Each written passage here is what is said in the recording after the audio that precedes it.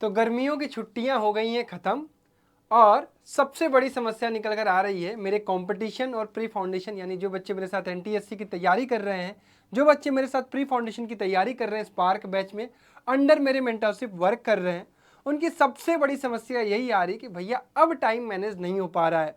अभी स्कूल का अलग लोड है, स्कूल जाना पड़ रहा है, स्कूल से आने के बाद ऑनलाइन आपके बैचेस देखने पड़ रहे हैं, उसके बाद स्कूल का इतना ज़्यादा होमवर्क मिल रहा है, कैसे सारी चीज़ें मैनेज की जाए, अपना टाइम कैसे प्लान किया जाए, एक दिन का टास्क कैसे डिसाइड किया जाए, सब कुछ आपको इस वीडियो में मैं बताने वाला हूं। तो मेक श्योर यार इस वीडियो को जरूर लाइक करिएगा और कमेंट बॉक्स में मुझे अपना फ्यूचर गोल जरूर बताइएगा, हर एक बच्चा, क्योंकि आपको अगर अपना गोल ही नहीं पता होगा तो फिर आप प्रिपरेशन किस चीज़ के लिए कर रहे हो, आप कंपटीशन की तैयारी किस लिए कर रहे हो, ये आपको पता होना चाहिए कि आप फ्यूचर में जेई क्रैक करने जा रहे हो, नीट क्रैक करने जा रहे हो या फिर कोई और करियर ऑप्शन चूज करने जा रहे हो, उसको कॉमेंट जरूर करिएगा, ठीक है।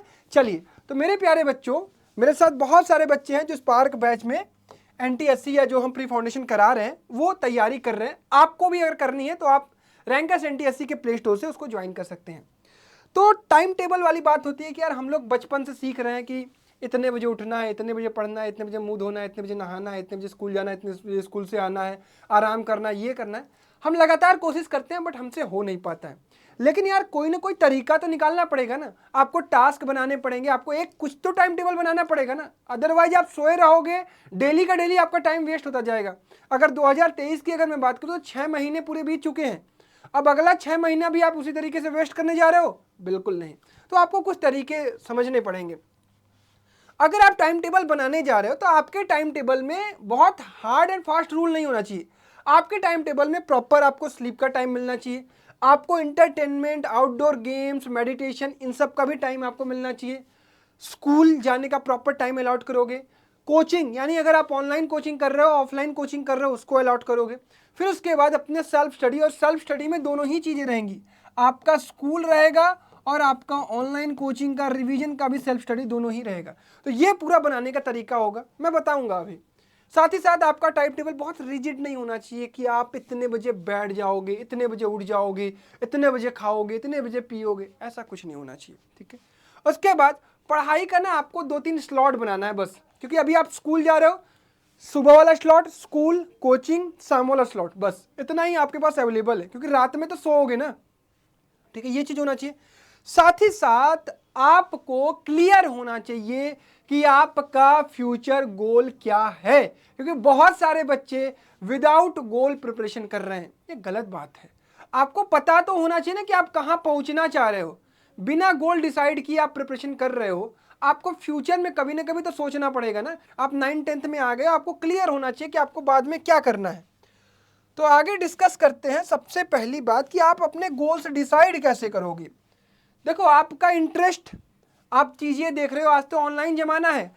आपको इंजीनियरिंग में इंटरेस्ट है, इंजीनियरिंग के बारे में जानो, आईआईटी एनआईटी क्या होती है। आपको मेडिकल में इंटरेस्ट है, आप देखो कि मेडिकल की लाइफ क्या होती है, क्यों मेडिकल की प्रिपरेशन की जाती है, क्या होता है, इससे क्या मिलता है, उसकी लाइफ कैसी होती है, उसके बाद पैसे कैसे कमाए जाते हैं, सब कुछ आप यूट्यूब पर मिल सकता है आपको। आपको लगता है कॉमर्स आपको अच्छा लगता है, कॉमर्स में आपको बिजनेस में जाना है, तो उसके बारे में यूट्यूब पर सर्च करो, उसके बारे में देखो। आप तो दिन भर रील्स और शॉर्ट्स स्क्रॉल कर रहे हो, ऐसे काम नहीं चलेगा ना, आपका समय बीतता जाएगा। तो आपको गोल एक डिसाइड कर लेना है। अब गोल डिसाइड करने के बाद अपनी प्रिपरेशन का भी गोल आपको डिसाइड करना है। जैसे आप मान लीजिए 10th में हो, ठीक है, तो आपको जनवरी में एनटीएससी का स्टेज 1 देना है, ये सभी लोगों को क्लियर है। जनवरी में एनटीएससी का स्टेज 1 देना है, और उसके बाद आपका फरवरी और मार्च में आप अपना बोर्ड्स देने जा रहे हो, ठीक है। तो लॉन्ग टर्म आपका गोल क्या है? लॉन्ग टर्म गोल आपका ये होना चाहिए कि नवंबर तक आपका, यानी मान लो आप जुलाई से चीजें स्टार्ट कर रहे हो, तो जुलाई से नवंबर तक आपका 9th + 10th कंप्लीट एक बार पढ़ लेना है आपको, with practice, with revision, with mock, with everything. और ये सारी चीजें आपको स्पार्क बैच में मिल रही हैं। पूरा का पूरा 9th + 10th का लेक्चर मिल रहा है स्पार्क बैच में, जिसकी प्राइसिंग मात्र 1999 है। अगर आप में से कोई बच्चा इंटरेस्टेड है, क्योंकि इसकी प्राइसिंग ओरिजिनल 2999 है, 100 के सब्सक्राइबर करने के लिए आप सभी लोगों का धन्यवाद देने के लिए मैंने इसकी प्राइसिंग 1999 की है। तो जितने बच्चे इंटरेस्टेड हैं मेक श्योर जाके आप वहाँ परचेज कर लीजिए, आपको वीडियोस मिलेंगे, आपको टेस्ट मिलेंगे और आप अपनी प्रिपरेशन स्टार्ट कर सकते हैं वहाँ से, ठीक है। अब अगर मेरा लॉन्ग टर्म गोल है कि मुझे नवंबर तक ना 9+10 कंप्लीट करना है, तो आपका हर महीने का भी गोल डिसाइड होना चाहिए कि जुलाई में क्या करना है, अगस्त में क्या करना है, सितंबर में क्या करना है, अक्टूबर में क्या करना है, नवंबर में क्या करना है। इस तरीके से आप हर महीने भी अपना एक माइंड में ये डिसाइड करोगे कि यार 4 चैप्टर मैथ के, 3 चैप्टर फिजिक्स के, 2 चैप्टर केमिस्ट्री के, 3 चैप्टर बायो के, 4 चैप्टर सोशल के, ऐसे आपको टास्क डिसाइड करने। अब इसके बाद ये तो हो गए थोड़े लॉन्ग टर्म के गोल। अगर मैं आपको यहीं पर कहूँ शॉर्ट टर्म गोल की, तो आपको अपने एक वीक का 1 वीक टास्क पता होना चाहिए कि आपको इस वीक क्या क्या करना है, ठीक है। अब ये तो हो गई बड़ी बड़ी बातें। अब अगले दिन का टास्क, नेक्स्ट डे टास्क, ये सबसे इंपॉर्टेंट चीज है, क्योंकि आपको कंसिस्टेंट बनाने के लिए नेक्स्ट डे टास्क ही काम आएगा। आपके पास लिखा होना चाहिए अगले दिन के लिए कि आपको आज दिन भर क्या करना है। ये काम आप पिछली रात को ही कर रहे होगे ताकि अगली रात को आप क्रॉस वेरीफाई कर सको कि हाँ मैंने इतना काम कर लिया है। ये काम हर बच्चे को करना पड़ेगा भाई, नहीं करोगे आप अपना नुकसान कर रहे हो, मेरा नहीं कर रहे हो, मेरा काम है आपको सलाह देना। तो आप नेक्स्ट डे का टास्क लिखोगे, टास्क उतना ही लिखोगे जितना आप कर पाओ। जबरदस्ती की टास्क की लिस्ट लंबी नहीं करनी है, आप अपने कैपेबिलिटी को जानते हो, उसके अकॉर्डिंगली लिख लो और काम करना शुरू कर दोगे, ठीक है। तो ये तो हो गई भाई गोल डिसाइड करने की बात। अब मान लो तुम टाइम टेबल बना रहे हो, स्लॉट वाइज पढ़ना चाह रहे हो, और देखो कई सारे बच्चे क्या है लेट नाइट पढ़ाई करते हैं, कई सारे बच्चे सुबह उठकर पढ़ाई करते हैं। आप जैसे भी कर रहे हो, आप अपनी इच्छा है बिल्कुल करो, आप जिसमें कंफर्टेबल हो, लेकिन आपके स्लॉट्स ऐसे होने चाहिए। अगर मान लो एक बच्चा मॉर्निंग स्लॉट वाला है, तो एक स्लॉट इसमें इसको पढ़ाई करनी ही करनी है सुबह उठकर 1 घंटे 1.5 घंटे जितना आप निकल पाओ।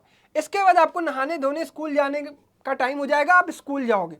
स्कूल जाने के बाद, स्कूल से आने के बाद आधा 1 घंटा आप आराम करोगे, खाना खाओगे, टीवी देखोगे, और इसके बाद आपका शाम वाला स्लॉट होगा। मैं भी कुछ बच्चों ने ऑनलाइन कोचिंग ज्वाइन किया होगा, कुछ बच्चों ने ऑफलाइन कोचिंग ज्वाइन किया। जैसे कई सारे बच्चे मेरे स्पार्क बैच में पढ़ते हैं, मेरे ऑफलाइन के कई सारे बच्चे आते हैं प्री फाउंडेशन बैच में पढ़ते हैं 4 से 7। तो आप शाम वाला स्लॉट 3 घंटे का यहाँ पे रखोगे।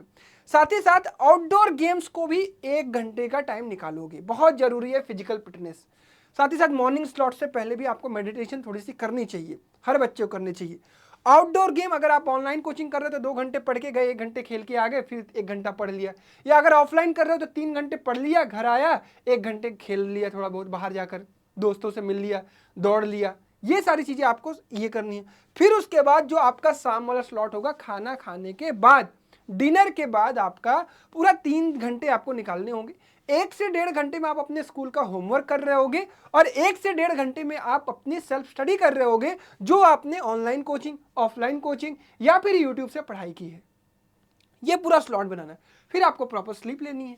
यानी यही 6-7 काम, आप 6 काम करने हैं आपको रेगुलर बेसिस पर, और ये आपको कंसिस्टेंटली डेली फॉलो करना है, तभी आपका काम हो पाएगा, ठीक है।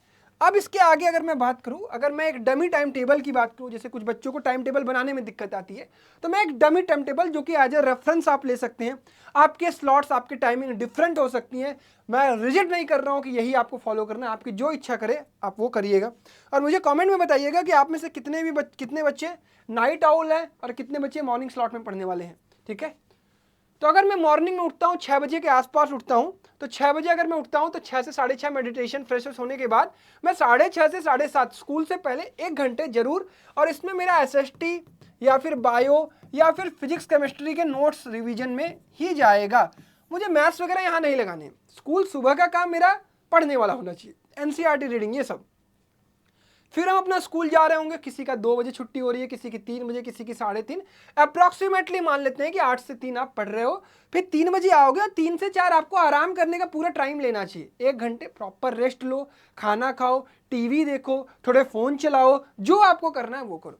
उसके बाद फिर 3 घंटे आपको ऑनलाइन या ऑफलाइन, अगर आपने कोचिंग ज्वाइन कर रखी है, क्योंकि कंपटीशन की तैयारी कर रहे हो तो इसका मतलब आप मेहनत कर रहे हो, तो 2 से 3 घंटे आपका ऑनलाइन कोचिंग में जाएगा। अगर आप स्पार्क बैच में पढ़ रहे होगे तो डेली 3 वीडियो की वो मिल रही होगी आपको वीडियोस, तो वो आप कर रहे होगे। अब ये आप काम 4 से 7 में करोगे। फिर उसके बाद अगर आउटडोर गेम आपका निकालना है या तो इसके बीच में निकालोगे अगर ऑनलाइन होगा, अगर ऑफलाइन है तो आपका क्या होगा 7 से 8 आपको टाइम निकालना है, थोड़ा खेलना है, साइकिलिंग करनी है, बाहर जाना है, टहलना है, जो आपको करना है वो करना है। 8 बजे आने के बाद अपना खाना खाइए, डिनर करिए, फैमिली के साथ टाइम बिताइए, बातचीत करिए, अपने दोस्तों से बात करिए, जो करना है वो करिए।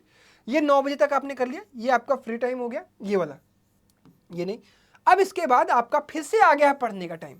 बस आपको अपने जीवन में क्या करना है, पढ़ना है, खेलना है, आराम करना है, सोना है, यही तो करना है, दुकान थोड़ी देखना है आपको। सेल्फ स्टडी का टाइम आपका अब स्कूल का आएगा, 1.5 घंटे जो भी स्कूल का होमवर्क है जल्दी जल्दी उसको निपटाइए।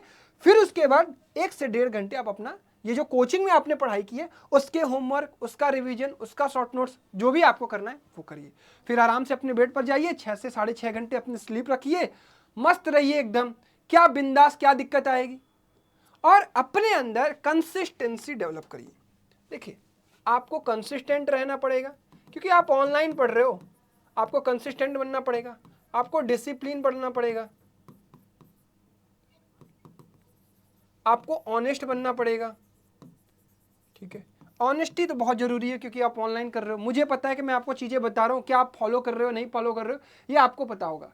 आप झूठ मत बोलो किसी से, आपको करना है तो करो, नहीं करना है तो आप उस दिन रुक जाओ, लेकिन आपको ईमानदारी से अपना काम करना पड़ेगा। तो आई होप आपको टाइम टेबल से रिगार्डिंग जो वीडियो चाहिए थी, टाइम मैनेजमेंट से रिगार्डिंग जो वीडियो चाहिए थी, अप्रॉक्सीमेटली आप स्कूल के बाद 3 घंटे ऑनलाइन कोचिंग और 4 घंटे अप्रॉक्सीमेटली सेल्फ स्टडी के लिए अगर निकाल दो, दैट इज इनफ। इतना करो 10th में, क्योंकि 11th में अगर आप स्कूल डमी रखोगे तब वहाँ पे आपको और टाइम मिल रहा होगा। ठीक है, चलिए आई होप आपको सारी चीज़ें समझ में आई होंगी। वीडियो देखने के लिए बहुत बहुत धन्यवाद, अपना ख्याल रखिएगा, जय हिंद।